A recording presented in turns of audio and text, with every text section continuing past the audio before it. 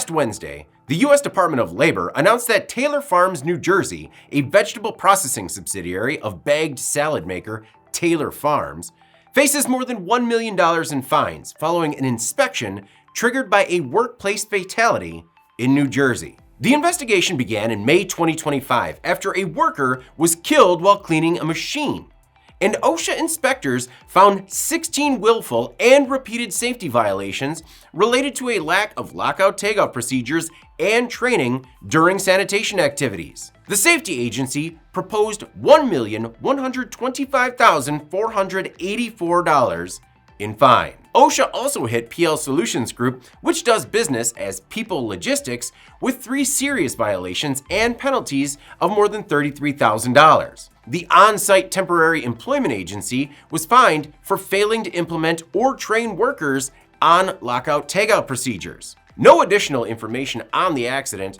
was available, but according to OSHA's database, Taylor Farms subsidiaries in Kent, Washington, and Annapolis Junction, Maryland, have been fined following worker amputations. The company has also been fined for safety violations in Orlando, Florida, and is facing another investigation in North Kingstown, Rhode Island, after an ammonia leak hospitalized 13 people. IAN reached out to Taylor Farms and People Logistics. Neither immediately responded to our request for comment. I'm David Manti. This is Manufacturing Now.